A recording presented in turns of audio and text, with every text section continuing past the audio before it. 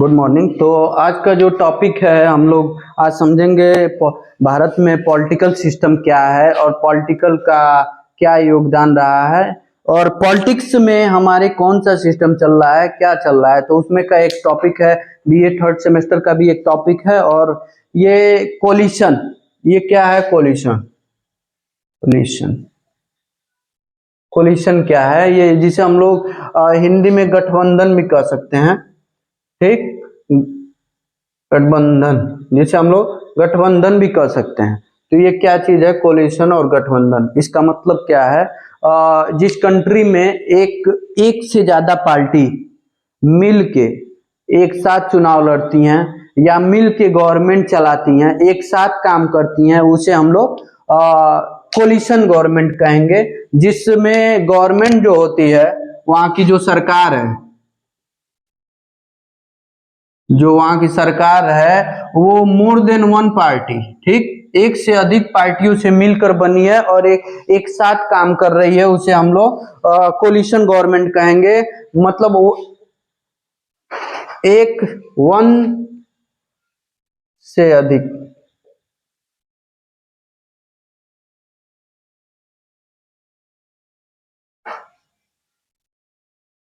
एक से अधिक जहां पॉलिटिकल पार्टी हो और वहां मिल के गवर्नमेंट बनाए, एक साथ चुनाव लड़के गवर्नमेंट बनाए, वो उसे हम लोग कोलिशन गवर्नमेंट कहेंगे, गठबंधन की सरकार कहेंगे, जिसे हम लोग गठबंधन की सरकार। जहां एक पार्टी सिंगल रूप से नहीं मेजॉरिटी में आती है, तो वहां पे दूसरे पार्टी के सहायता से गवर्नमेंट बनाई जाती है, उसे ही हम लोग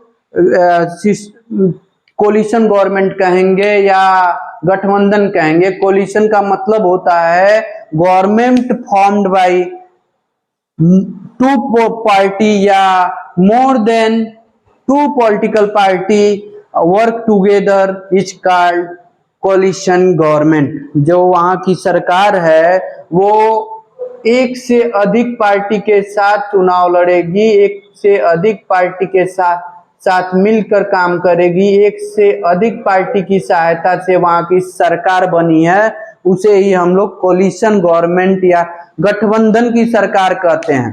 ठीक, जैसे हम लोग देखेंगे महाराष्ट्र में शिवसेना, ठीक, वो किसी और के साथ मिलके सरकार बना ली, ठीक। तो उसी प्रकार से हम लोग देखेंगे कि सब जो कांग्रेस की गवर्नमेंट थी फर्स्ट 3 इलेक्शन में, वो मेजॉरिटी में थी। मेजॉरिटी का मतलब ये है जो सिंगल जो पार्टी है वो बहुमत पाती है। बहुमत, मेजॉरिटी का मतलब है बहुमत पाती है, ठीक, मतलब उतनी सीटें पा जाती है जितने उसे जरूरत है सरकार बनाने के लिए, ठीक। तो समझेंगे हम लोग कि 563, 563, ठीक, +2, ये जो 2 है ये प्रेसिडेंट के द्वारा होगा, निर्वाचित किए जाएंगे, ठीक, एग्लो इंडियन होंगे, ठीक। और बाकी ये जो है कम से कम इससे आधा से ज्यादा होना चाहिए, ठीक।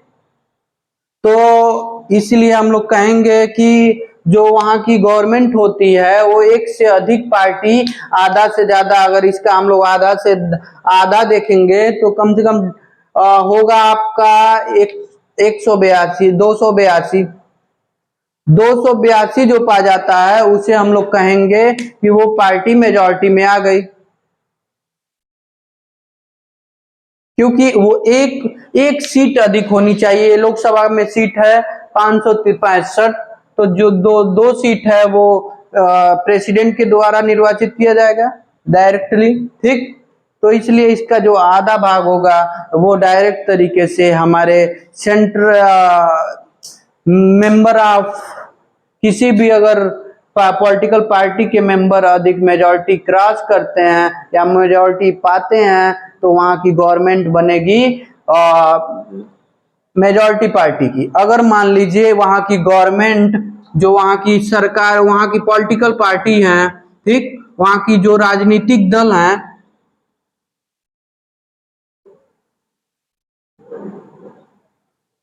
जो वहां की पॉलिटिकल पार्टीज हैं, मान लीजिए वहां की 4 पॉलिटिकल पार्टी चुनाव में भाग ले रही हैं और चारों 145 एक पाया, एक 100 पाया, एक 80 पाया, इस प्रकार से बाकी कुछ और पा गया। ठीक, तो क्या यहाँ संभव है कि एक पार्टी सरकार बना ले? क्योंकि यहाँ पे सिंगल कोई पार्टी सीट, मान लीजिए एक पार्टी ने 145 सीट जीता, दूसरे ने 100 सीट जीता और तीसरे ने 80 सीट जीता और बाकी ने, अब बाकी जितनी बची है सीटें मान लीजिए वो भी 100 जीत जाता है। ठीक, 100 120 जीत जाता है, तो क्या यह संभव है? 120 जीतता है तो क्या यह संभव है कि वहां किसी मेजॉरिटी की गवर्नमेंट, बहुमत की सरकार बनेगी, सिंगल पार्टी की सरकार बनेगी? ऐसी स्थिति में तब सरकार कैसी बनाई जाएगी और किस प्रकार से सरकार चलेगा? क्या दोबारा इलेक्शन होगा? क्योंकि दोबारा इलेक्शन में खर्च ज्यादा आता है, तो क्या यह संभव है कि दोबारा इलेक्शन कराया जाए? अगर कोई पार्टी बहुमत में नहीं आती है तो क्या ये भी तो डर है कि दोबारा भी इलेक्शन कराया जाएगा तो दोबारा भी गवर्नमेंट बहुमत ना पाए कोई पॉलिटिकल पार्टी?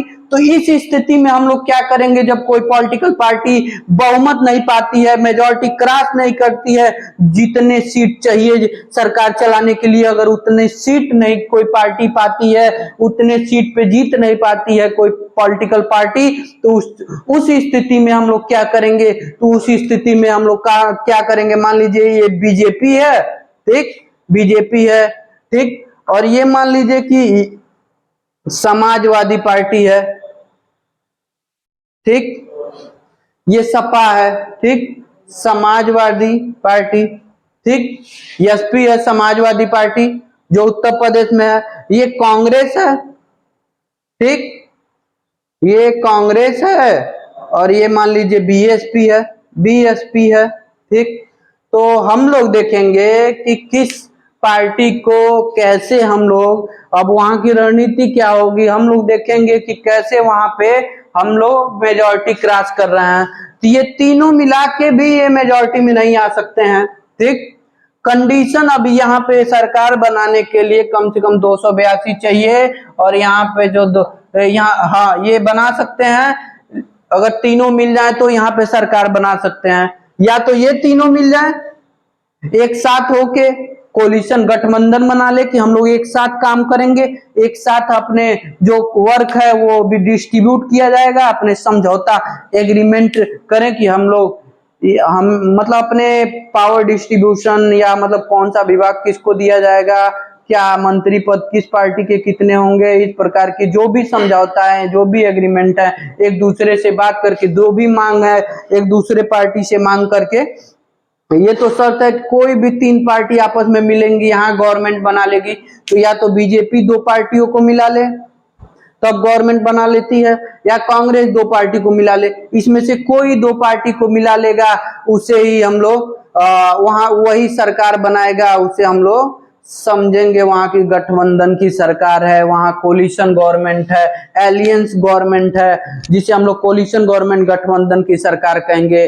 तो आप लोग बहुत ही अच्छे समझ गए होंगे कि जहां पे मेजॉरिटी नहीं मिलती है वहीं हम लोग कह सकते हैं कि वहां गठबंधन की सरकार है, तो वहां पे गवर्नमेंट है, मान लीजिए कि बहुमत पा जाती है तो वहां कोलिशन गवर्नमेंट हो जाता है। तो एग्जांपल हम लोग देखेंगे कि जो इससे फर्स्ट पहली बार जो कोलिशन की गवर्नमेंट बनी थी जनता पार्टी के, पहली बार जो नॉन कांग्रेस के प्राइम मिनिस्टर बने थे, वो हमारे सरकार बनी थी नॉन कांग्रेस के, वो पीएम थे मोरारजी देसाई। तो ये 1977 में जो जनता पार्टी की गवर्नमेंट,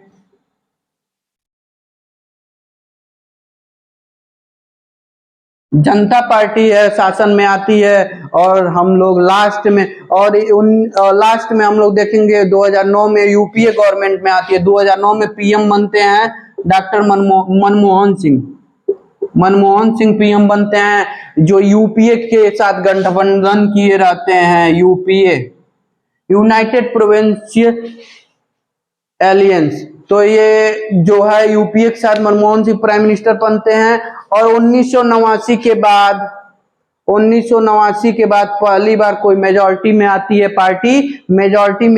पार्टी, वो बीजेपी आती है, क्योंकि ये बीजेपी जो है, जो क्राइटेरिया है 282 सीट, 282 कम से कम सीट होनी चाहिए मेजॉरिटी लाने के लिए, वो क्रॉस कर लेता है 2014 में और लगातार 2019 में भी।